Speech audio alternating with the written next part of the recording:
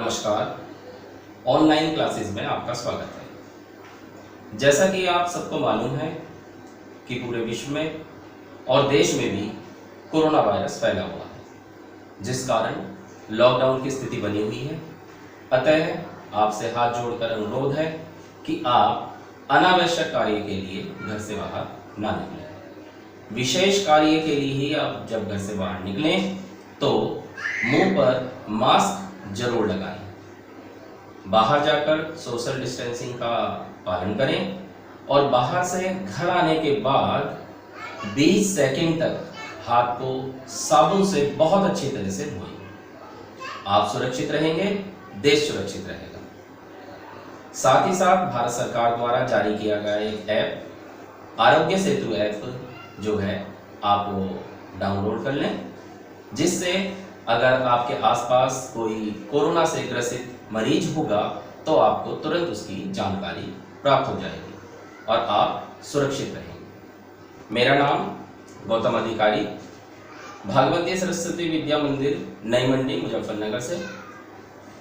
आज 10th class में जो हमें टॉपिक करना है वो है रियल नंबर।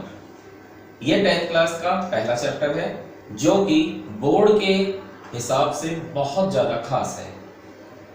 कम से कम 5 नंबर का इसमें से क्वेश्चन आएगा ही, तो इसलिए हम इसे करते हैं। किसी भी टॉपिक को करने के लिए सबसे पहले उसका बेसिक कॉन्सेप्ट हमारा क्लियर होना चाहिए। अगर बेसिक कॉन्सेप्ट क्लियर है तो हम उस टॉपिक को बहुत अच्छी तरह से समझ सकते हैं और उसके क्वेश्चनों को कर सकते हैं। तो सबसे पहले वास्तविक संख्या को समझने के लिए हमें यह समझना पड़ेगा कि वास्तविक संख्या क्या है। उसके लिए सबसे पहले हमें पता करना है पूर्णांक। पूर्णांक जिसको इंग्लिश में कहते हैं इंटीजर्स। अगर हम बात करें पूर्णांक की तो पूर्णांक का संधि विच्छेद करते ही आपको पता लग जाएगा ये क्या है। पूर्ण प्लस अंक, यानी जो नंबर पूरे हैं, पूर्ण अंक, वो हमारा क्या हो गया, पूर्णांक। यानी इन शॉर्ट हम इसे कह सकते हैं जो दशमलव और भिन्न में ना हो, यानी जो संख्या दशमलव में या भिन्न में ना हो उसे हम पूर्णांक कहते हैं। दूसरी बात, अगर हम इसे समझना चाहें तो ये समझिए, ये हमने एक नंबर लाइन ड्रॉ की है। इसके बीचों बीच होता है 0, राइट हैंड पे प्लस की संख्या 1 2 3 4 एंड सो ऑन, लेफ्ट पे माइनस की संख्या। तो 0 की जो लेफ्ट में होता है इसे हम कहते हैं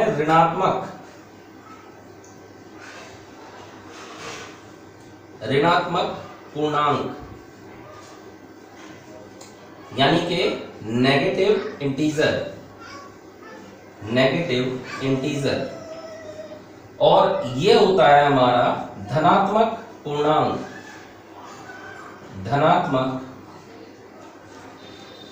पूर्णांक, यानी पॉजिटिव इंटीजर। तो दो बातें आ गई हमारे पास, ऋणात्मक पूर्णांक और धनात्मक पूर्णांक। उसके बाद एक क्वेश्चन निकल के आता है 0 क्या है, तो हम कहेंगे 0 यानी कि शून्य ना तो नेगेटिव है और ना ही पॉजिटिव। तो शून्य जो है ना तो नेगेटिव है और ना ही पॉजिटिव। इसके बाद हमारे पास आता है नेचुरल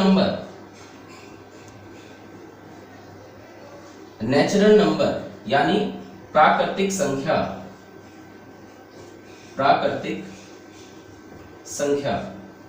अब बात आती है नेचुरल नंबर क्या है, प्राकृतिक संख्या क्या है। तो ध्यान देंगे, ये जो 0 है, 0 के बाद जितने भी धनात्मक पूर्णांक होते हैं ये सब प्राकृतिक संख्या है।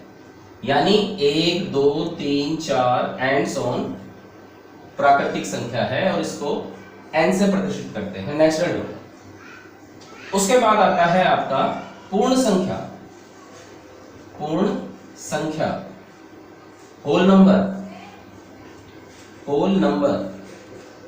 ध्यान रखेंगे, इसमें सबसे ज्यादा कंफ्यूजन हो जाता है कि प्राकृतिक संख्या कौन से हैं और पूर्ण संख्या कौन से हैं।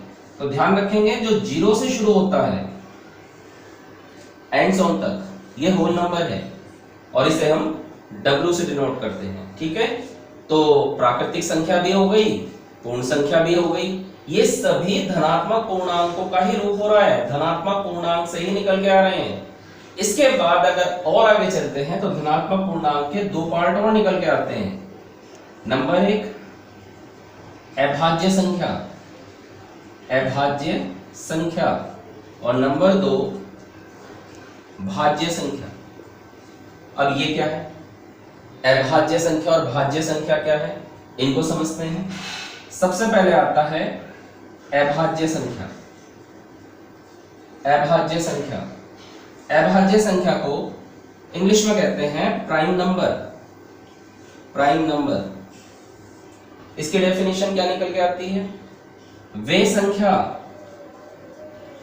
जो केवल 2 संख्याओं से कटते हैं, 2 संख्याओं से विभाजित होते हैं, विभाजित होते हैं 2 संख्या से। जैसे हमारे पास लिखा हुआ है 2, तो 1 से कट जाएगा और 2 से कट जाएगा।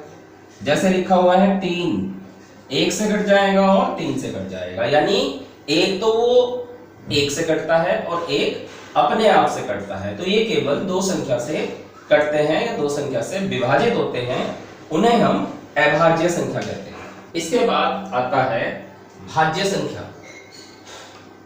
भाज्य संख्या, कॉम्पोजिट नंबर। अब भाज्य संख्या क्या है, अभाज्य संख्या क्या है? अभाज्य संख्या वे संख्याएं हैं जो 2 संख्याओं से विभाजित होते हैं और ये कम से कम 3 संख्याओं से विभाजित होंगे। 3 संख्याओं से विभाजित होते हैं। जैसे 4 लिया है, 1 से कट जाएगा, 2 से कट जाएगा और 4 से कट जाएगा। 6 लिया है, 1 से कट जाएगा, 2 से कट जाएगा, 3 से कट जाएगा और 6 से कट जाएगा। तो यानी कम से कम 3, 4 से ज्यादा कितने भी हो सकते हैं। ठीक है, क्लियर है। उसके बाद एक क्वेश्चन निकल के आता है कि एक क्या है, एक क्या है, भाज्य या अभाज्य? तो एक ना तो भाज्य है और ना ही अभाज्य। एक ना तो भाज्य है और ना ही अभाज्य, क्योंकि एक इन दोनों नियमों का पालन नहीं करता है। ठीक है, तो भाज्य अभाज्य भी क्लियर हो गया। अब बात आती है हमारे पास जो नंबर लाइन थी, उस नंबर लाइन में मैंने आपको बताया था 0 है, 1 है, 2 है, 3 है, इधर -1, -2, -3, -4, इस तरह से। तो क्या इनके बीच में भी कुछ नंबर्स हैं? 0 और 1, 1 और 2 के बीच में भी, इन दोनों पूर्णांकों के बीच में भी कुछ है? हाँ है, 2 पूर्णांकों के बीच कुछ दशमलव या भिन्नों वाली संख्या होती है, भिन्नों वाली संख्या होती है। इन 2 पूर्णांकों के बीच में कुछ भिन्नों या दशमलव वाली संख्या होती है। कौन कौन सी? जैसे 0 और 1 के बीच में अगर हम लेते हैं तो इसके बीच में पॉइंट की बात करें तो 0.5 और भिन्न की बात करें तो 1/2, या कह सकते हैं आप 1/2। और भी हैं, मैंने एक ही उदाहरण लिया है। ऐसे ही 1 और 2 के बीच की बात करते हैं तो अगर पॉइंटों में लेते हैं तो ये आ जाएगा 1.5 और भिन्नों में लेते हैं तो 3/2। ठीक है, क्लियर होगी बात। बहुत सारे होते हैं, हमने एक उदाहरण लिया है। अब बात आती है ये भिन्न क्या है, ये जो भिन्न वाली संख्या लिख रहा हूं ये क्या है, तो ये होती है परिमेय संख्या।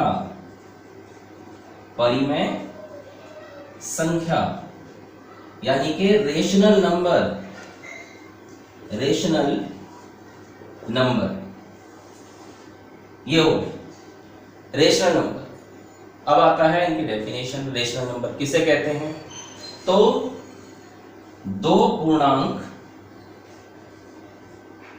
p व q जिन्हें हम भिन्नों में लिख सके,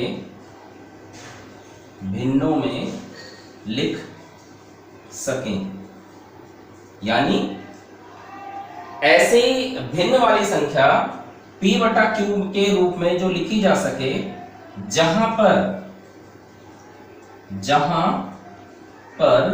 q जो है वो 0 के बराबर ना हो, जहां q 0 के बराबर ना हो और p व q सहभाज्य ना हो, सहभाज्य ना हो। ठीक है, अब ये बात आ गई परिमेय संख्या क्या है, दो पूर्णांक p व q जिन्हें हम भिन्नों में लिख सकें, p बटा q, जहां पर q 0 के बराबर ना हो और p व q सहभाज्य ना हो। अब इसको थोड़ा सा एग्जाम्पल से समझते हैं। एग्जाम्पल लेते हैं, जैसे मैंने लिखा है 2/3। अब 2/3 क्या है, 2/3 2 और 3 पूर्णांक है। 2 और 3 क्या है, पूर्णांक है। उन्हें हमने भिन्नों के रूप में लिख दिया, p बटा q के रूप में लिख दिया। जहां पर q यानी कि नीचे वाला हिस्सा यानी कि डिनोमिनेटर जिसे हर कहते हैं वो 0 नहीं है, वो 0 नहीं है और p व q सहभाज्य ना हो, यानी ये दोनों संख्या किसी एक से नहीं कटती। क्लियर हो गई, परिमेय संख्या आपके क्लियर हो गया। अब परिमेय संख्या में भी दो बातें आती हैं निकल के। एक आता है आपका शांत दशमलव और एक आता है आपका अशांत दशमलव। अशांत दशमलव, शांत दशमलव, अशांत दशमलव। शांत का मतलब हो गया आपका टर्मिनेटिंग और अशांत का मतलब हो गया आपका नॉन टर्मिनेटिंग।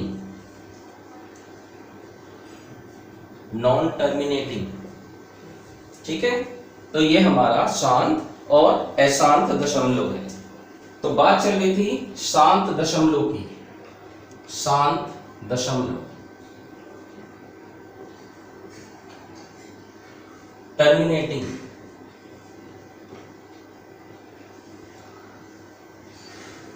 या से शांत आवर्ती भी कहते हैं। इसका मतलब ऐसी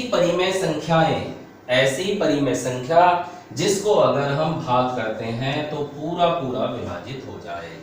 ये परिमेय संख्या है, हमने इसे डिवाइड किया, ये पूरा पूरा कट गया, इसके आगे और नहीं होगा। जैसे 3/2 है, हमने इसे डिवाइड करा तो ये आ गया 1.5, पूरा पूरा कट गया, तो इसे कहते हैं हम टर्मिनेटिंग। एक आता है अशांत दशमलव यानी कि नॉन टर्मिनेटिंग यानी कि अशांत दशमलव। अब बात आती है अशांत दशमलव क्या है, तो वे दशमलव वाली संख्या जिनको हम डिवाइड करें तो वो अनंत काल तक चलती रहे, डैश डैश डैश डैश चलता रहे, या 1/6 लेते हैं तो 0.16666 एंड ऑन तक चलता चला जाएगा। ये आगे तक चलता चला जाएगा, ये आगे तक चलता चला जाएगा। इसे हम अशांत आवर्ती फलन कहते हैं। तो शांत और अशांत समझ में आ गया। अब बात आती है तो वो क्या है, कौन सी, वो क्या है जो कंटिन्यूअसली ये पॉइंट में रिपीट नहीं हो, वो होती है आपकी अपरिमेय संख्या। अपरिमेय संख्या अपरिमेय संख्या, अपरिमेय संख्या यानी कि इर्रेशनल नंबर, अपरिमेय संख्या। अब अपरिमेय संख्या क्या है? जैसे कि √2 1 दशमलव याद आएगा 4142 and so on, √3 1.732 and so on. ये आगे तक चलती रहेंगी, रिपीट नहीं होगी। ये रिपीटेड है, ये रिपीटेड नहीं है। तो परिमेय संख्या में 2 हो गए, शांत और अशांत। अपरिमेय में आपका नॉन रिपीटिंग पॉइंट में एंड सो ऑन तक चलता चला जाएगा डिवाइड। अब बात आती है कि आप पूछेंगे कि बात चल रही थी वास्तविक संख्या की, रियल नंबर की, और मैंने इतनी सारी बातें बता दी। रियल नंबर क्या है वो तो बताया ही नहीं। रियल नंबर जो है वो, ये हमने बातें परिमेय अपरिमेय पूरे ही जो जो पॉइंट क्लियर हुए हैं सब इनके अंदर ही मिश्रित हैं। तो वास्तविक संख्या में क्या कहेंगे, यानी वास्तविक संख्या की जो डेफिनेशन है, वास्तविक संख्या की डेफिनेशन है तो परिमेय और अपरिमेय संख्या के समूह को वास्तविक संख्या यानी रियल नंबर कहते हैं।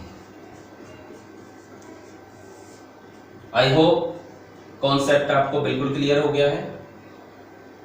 इसको अच्छी तरह पढ़ने के बाद ही आगे आप एक्सरसाइज बड़े आराम से कर सकते हैं, आपको कोई असुविधा नहीं होगी।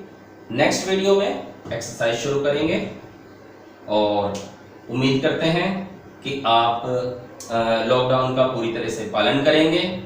घर पे रहिए, सुरक्षित रहिए। धन्यवाद।